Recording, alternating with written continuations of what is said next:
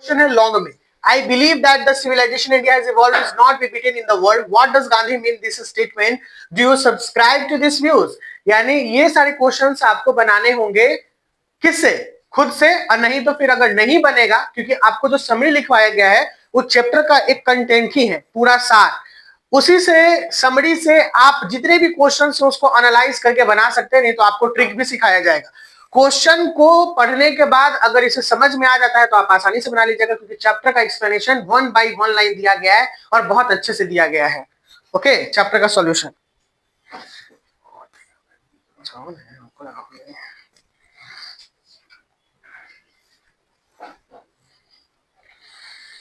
तो सर आज का जो सबसे पहला टॉपिक है वो किससे रिलेटेड है? आज का सबसे पहला टॉपिक हमारा होगा D1, यानी हमें करेक्ट द मीनिंग बनाना है। क्या बनाना है?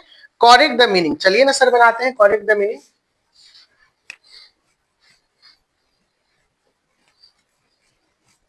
देख रहे हो आप?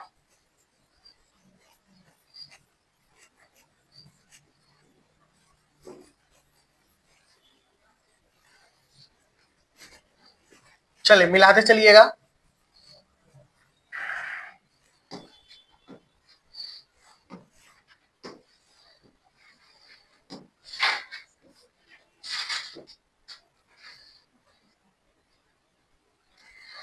देखिए डिसयूडेड, इसमें एक एस छोड़ दिया है, पता चल रहा है? DISSUADED।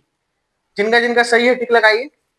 ऑक्यूपेशन में एक सी यहां छोड़ दिया है, OCCUPATION, ऑक्यूपेशन। ठीक है, क्या बनेगा? डिसयूडेड हो गया, ऑक्यूपेशन हो गया। बोलिए।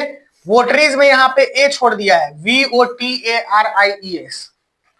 ठीक है, देख रहे हैं ना कैसे एक ही गलती की वजह से कितना बड़ा गलती हो रहा है। इमोरलिटी में यहाँ पे एम छोड़ दिया है, IMMORALITY, इमोरलिटी। अनअडल्टरेटेड, तो अडल्ट टेरेटेड TERATED होगा, इस ई के जगह पे ए कीजिए। ठीक है, नहीं ई के जगह पे, ये ई वाले के जगह पे यहाँ पे ए, ई नहीं होगा, ए भराएगा। अनअडल्टरेटेड।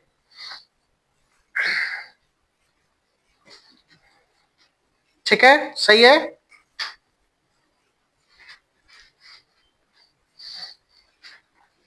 मैटेरियलिज्म, ई ए के जगह पे ई आएगा, ए कट जाएगा, ई आएगा। मैटेरियलिज्म सही है। बिलीफ, BELIEF, यानी इसको इधर कर देना है और इसको इधर कर देना है।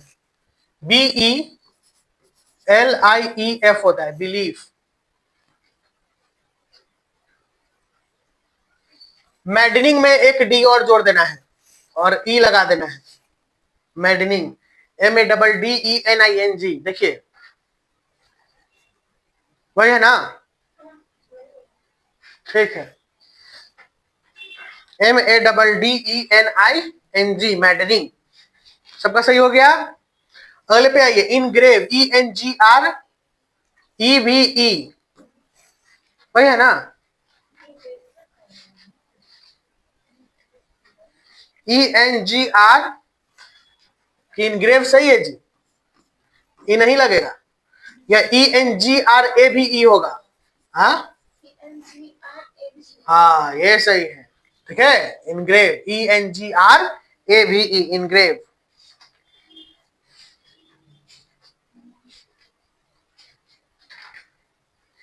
ठीक है, अगला क्या बचा? सिर्फ एक हारमनी। हारमनी में ई काट दीजिए, सही है, HRMONY, हारमनी।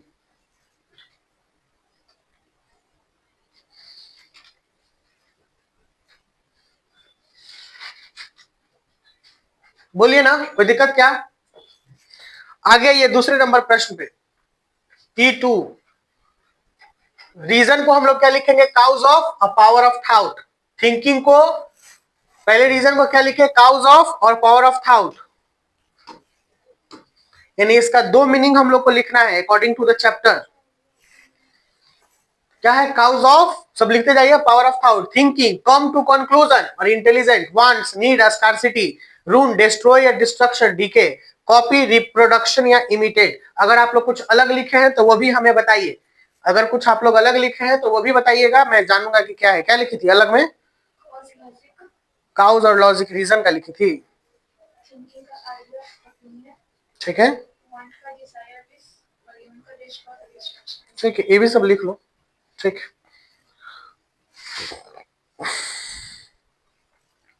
समझ में आ रहा है बच्चा? कॉपी का मतलब होता है नकल करना या फिर उसी को दोहराना या फिर उसी के जैसा कॉपी।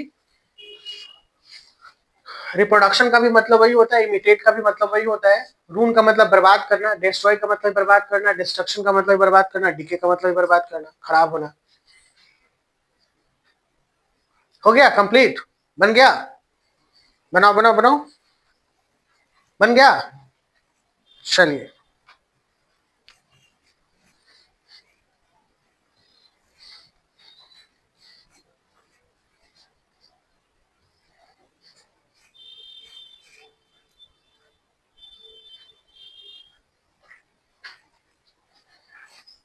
चलिए आगे आइए।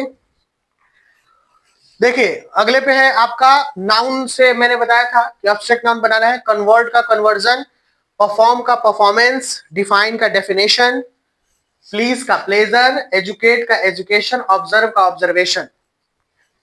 ठीक है, आसान लग रहा है? कैसे बदल रहा है ये? इंग्लिश के यही छोटे छोटे से काम है जो आपको बहुत ही अच्छा और बहुत ही इंप्रूवमेंट लाएगा।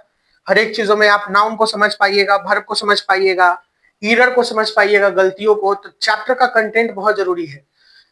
हम लोग कई जगहों पर क्लास करते हैं, पढ़ते हैं, बस चैप्टर पढ़ाया खत्म कर दिया, बाकी आपको सब सौंप दिया कि अब आपका काम है, सब आपको काम करना है। लेकिन कम से कम सीखिएगा तभी तो काम कर पाइएगा कि सीखे कैसे, कैसे बनाना है। कम से कम 5-6 चैप्टर भी अगर आप लोग इस तरीके से कर लीजिएगा तो आगे जाके खुद ब खुद आप बनाने के लिए एबल हो जाइएगा। क्योंकि इसलिए टीचर छोड़ता भी है, क्योंकि अब आप लोग ऐसे स्टेज पे आ गए जैसे 11th-12th, कंटेंट ही इतना पढ़ना है कि कुछ कहने लायक नहीं। लेकिन हाँ, सोल्यूशन भी जरूरी है, उसका समाधान भी बहुत ज्यादा जरूरी है, क्योंकि चैप्टर का कंटेंट पढ़ लिया और कंटेंट से ही आता है। हालांकि सोल्यूशन जो हम लोग देख रहे हैं इससे भी हमारे प्रश्न आएंगे, लॉन्ग के जो क्वेश्चन है उससे भी आते हैं, शॉर्ट्स के भी आते हैं, बुक से भी क्वेश्चन आते हैं। ठीक है, चलिए ये हो गया नाउन वाला। नेक्स्ट हमने लिखा था D3। D3 में मैंने आपको क्या, जो फिल इन द ब्लैंक्स था, ठीक है, कैसे था फिल इन द ब्लैंक्स वाला? जैसे someone related who live long time एगो, तो उसका क्या बना? एंसेस्टर। फिर दूसरा है वन ऑफ होमलैंड, जो अपने घर का, इंडिजीनस। तीसरा है बीइंग अ बर्डन ऑफ, तो बीइंग अ बर्डन ऑफ का इनकम्बरेंस। फिर उसके बाद है slow to spread ideas belief, हो जाएगा प्रोपेगेट। फिर उसका स्लो विटेड अस्टोलिड। फिर उसके बाद एडवाइज अगेंस्ट डिस्यूडेड या डिस्यूड। और 7 का है एक्सचेंज गुड्स और प्रॉपर्टी, तो हो जाएगा बार्टर। क्या हो जाएगा? बार्टर। पहले समय में बार्टर सिस्टम चलता था, यानी वस्तुओं को आदान प्रदान होता था, यानी जो वस्तु मेरे पास है और वो वस्तु उसके पास है, हमें उसके वस्तु का जरूरत है और उसको हमारे वस्तु का जरूरत है, तो हम लोग एक दूसरे से क्या कर लेते थे? बदल लेते थे। ठीक है ना? इस वस्तुओं को, जैसे हम चावल उगा रहे हैं और अगला आदमी दाल उगा रहा है, तो उसको दाल का जरूरत है, हम उसको चावल का जरूरत है और हमको दाल का जरूरत है, तो हम दोनों क्या कर लिए? आपस में उसे बांट लिए।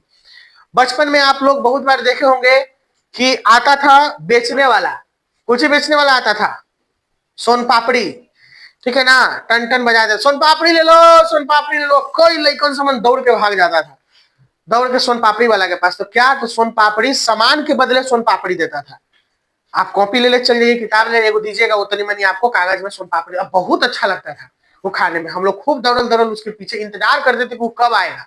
और उसके लिए पता है हम लोग क्या करते थे बचपन में? विश्वास नहीं करोगे, लोहा जाके चुनते थे। छोटे छोटे जो कांटी होता है, लोहा होता है, अगल बगल में दुकान होता था। बचपन वाला, बचपन में यही सब चीजें हैं। अब तो सब खाली मोबाइल में घुस लेता है, बच्चा को दे दो मोबाइल में, मोबाइल की दुनिया है।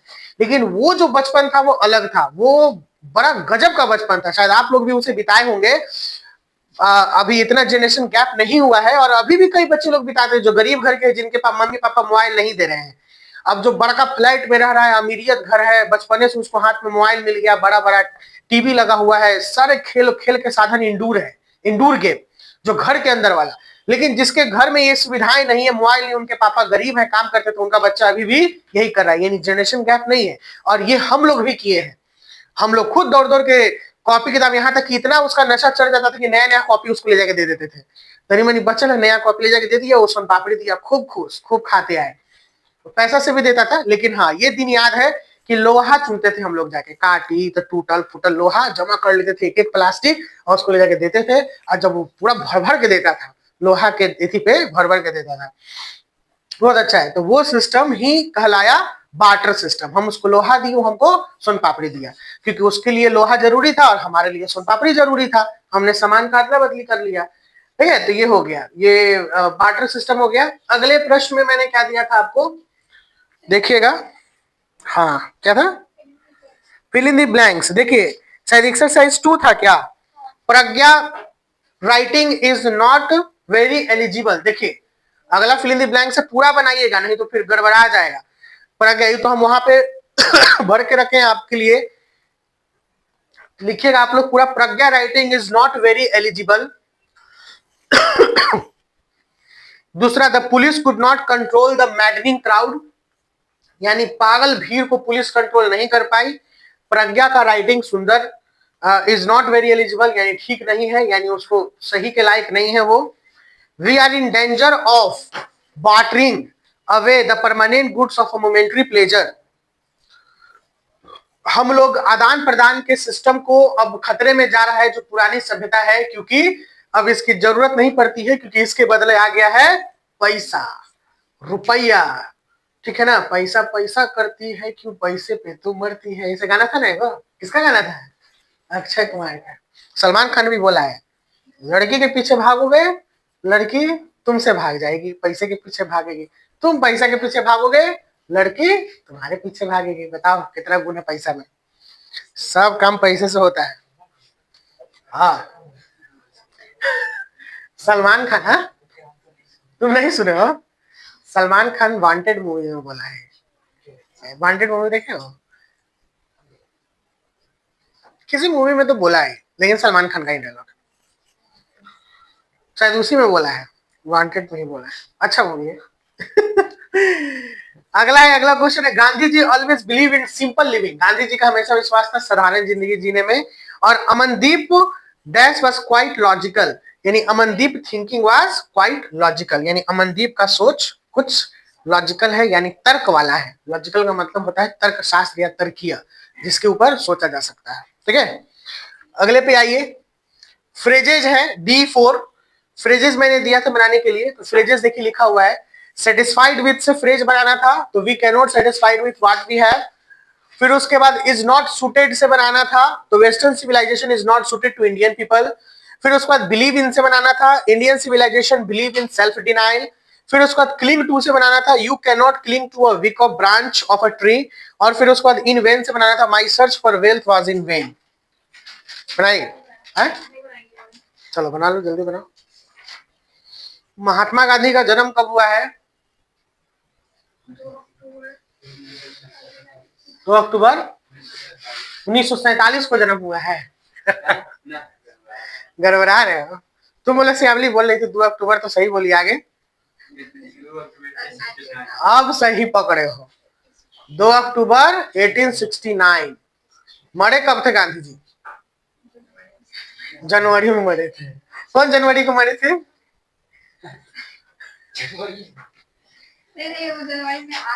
जनवरी में आए थे,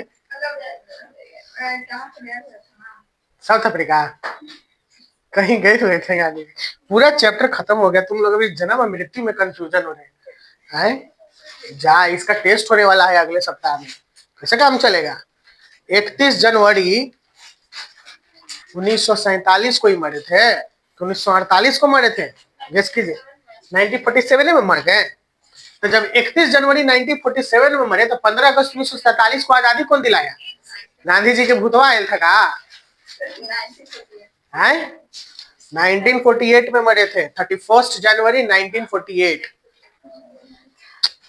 क्या बच्चा आप लोग कर रहे हैं।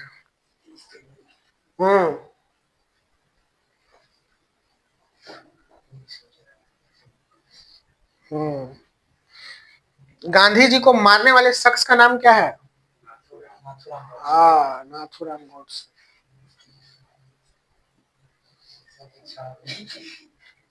सिक्सर के 6 गोली दाग दे छाती में रे, ये भी गाना आयल है, लेकिन गांधी जी को 6 गोली थोड़ी मारल गया था।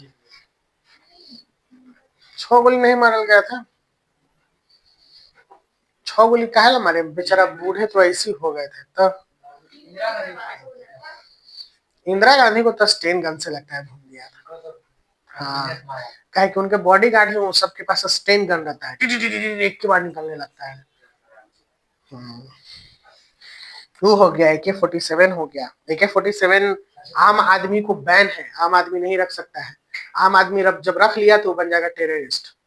कोई भी आम आदमी के पास अगर ये बंदूक रहेगा तो वो टेररिस्ट है। आर्मी रख सकता है, आर्मी के पास ही रहेगा, और बाकी आर्मी को ही सिर्फ अलाउ है, बाकी जो भी रखेगा वो टेररिस्ट के गिनती में चला है। नहीं, AK-47 वैलिड नहीं है। कहीं कहीं तो मतलब नेता भी नहीं रखेगा AK-47, नेता को भी अलाउ नहीं, सिर्फ आर्मी। नेता लोगों को जो अगर बॉडीगार्ड पहले वाले जमाने में जो रहते थे वो दूनलिया लेके चलते थे, दूनली वाला बंदूक, अब वो सब बैन हो गया। हाँ, अगर बहुत हाई प्रोफाइल के लोग हैं तो उनको स्टेन गन दिया जाता है। स्टेन गन रहेगा साइड में, छोटा वाला नहीं रहता है ऐसे वाला जो इतना लंबा रहेगा, लेकिन AK-47 किसी को नहीं देखोगे, वो बॉर्डर पे ही रहेगा, आर्मी के पास रहेगा बस। अगर नॉर्मल लोगों के पास है तो वो टेररिस्ट कहलाएगा। अभी धुरंधर मूवी में AK-47 का एक सीन दिखाया गया है। यूपी में जाता है खरीदने दोस्त के साथ में, तो देखता है अरे इसको किसको चाहिए, आतिक अहमद वही बोलता है। AK-47 का वही पार्ट टूट जाता है, यहाँ लगाता है, फिर उसके बाद मारता है, सटीक निशाना बैठता है उसका। ये हो गया। आइए, यह है आपका past principle of the verb बनाना है। ई का एक्सरसाइज 1, ई का एक्सरसाइज 1। देखिए कीप लिखा हुआ है, लाइव लिखा हुआ है, कीप का बन जाएगा kept, fill in the blanks के तरीके से ही है। लिख लीजिए इसको, लाइव को लिविंग, ठीक है, बोरो को बोरोड, कॉपी को कॉपिंग, स्पीक को स्पीक, राइट को रिटन, यानी अकॉर्डिंग टू सेंटेंस के हिसाब से एप्रोप्रिएट वर्ब को फिल करना है। क्या करना है? एप्रोप्रिएट वर्ब को फिल करना है। वर्ब कितने होते हैं? 4 होता है वर्ब, 5 वर्ब होता है। कितने वर्ब होते हैं? 5, V1, V2, V3, V4, V5।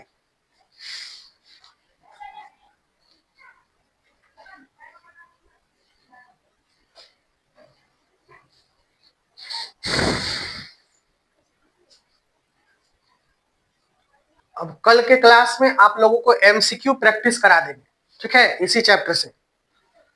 कल के क्लास में क्या चलेगा? MCQ practice, Indian civilization and culture का। तो कल का क्लास मिस मत कीजिएगा, जितने भी MCQ होंगे 20-25 सबसे 1 by 1 पूछेंगे हम। और अब जाके हमको संतुष्टि मिलेगा कि आपका चैप्टर हमने फुली कंप्लीट कर दिया। कहे कि 2 हफ्ता से हम यही इंतजार कर रहे हैं कि अब दिखाओगे तुम लोग कि तब दिखाओगे। अब अगले बार जब हम टेस्ट लेंगे तो किसी को ये बोलने का मुंह नहीं रहेगा कि सर आपने चैप्टर को। टेस्ट में MCQ ले लेंगे, सब्जेक्टिव हो सकता है तो समरी आएगा, अबाउट द ऑथर आएगा, ठीक है, समरी अबाउट द ऑथर जो कि सबसे पहले क्लास में लिए थे, और MCQs बना हुआ रहेगा, जितना पढ़ा है सब उसी में तुम लोग अंदाजा। हाँ, तब बुक ही से देंगे, चैप्टर सही रहेगा। देखिए लास्ट जो बचा हुआ है वो एडजेक्टिव डिग्री से रिलेटेड है। डिग्री 3 होते हैं, पहला होता है पॉजिटिव डिग्री, दूसरा होता है कंपैरेटिव डिग्री, तीसरा होता है सुपरलेटिव डिग्री। पॉजिटिव डिग्री अपने एडजेक्टिव का ओरिजिनल फॉर्म में होता है, जैसे जो ओरिजिनल फॉर्म है, जैसे गुड है, जो भी एडजेक्टिव होगा, फिर उसके बाद क्या कहते हैं, रन है, स्लो है, ब्रेव है, हाई है, ये सब एडजेक्टिव है। प्योर है तो एडजेक्टिव का अपना नॉर्मल रूप है, लेकिन जब कंपैरेटिव होता है तो 2 लोगों के बीच में तुलना होता है। जैसे अगर हम गुड यहाँ पे बात कर रहे हैं तो राम इज गुड, राम अच्छा है, लेकिन राम का अगर तुलना किसी और से करेंगे तो 2 लोगों का बीच हो जाएगा। तो यहाँ पे गुड किस में चेंज हो जाएगा? बेटर में, और बेटर के साथ लगेगा than. Ram is better than Rajiv, या Ravi is better than Rajiv, Ravi Rajiv से अच्छा है। और अगर रवि सबसे अच्छा है तो हम लोग लास्ट में लगाएंगे बेस्ट। तो यही आपका यहाँ पर जो दिया गया है, डिग्री के अकॉर्डिंग बात करना है। जैसे ये सब तो बनवा दिया आप लोगों को। देखिए ये देख रहे हैं ना, the comparative degree, the comparative second, यानी first comparative second, the harder you work the better you achieve. तो आप इसे कैसे बनाइएगा? आप इसे बनाइएगा द हायर, आपका क्वेश्चन दिया हुआ है the higher you go the cooler you feel, तो बनेगा the higher you go the cooler you feel. Cooler यहाँ कॉलर लिखा गया है, कूलर कर दीजिएगा, COOLER।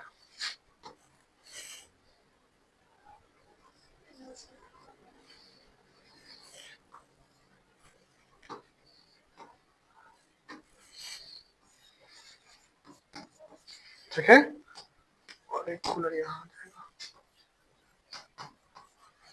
The more you get, the more you want. The more you eat, the less you hungry feel. The more you read, the more you remember. ये सारे फिर मैंने बता दिए, एक समझा के, दूसरा, तीसरा, चौथा, पांचवा। लिख लीजिए जल्दी से, इसको भी खत्म कीजिए, छोड़ना नहीं है।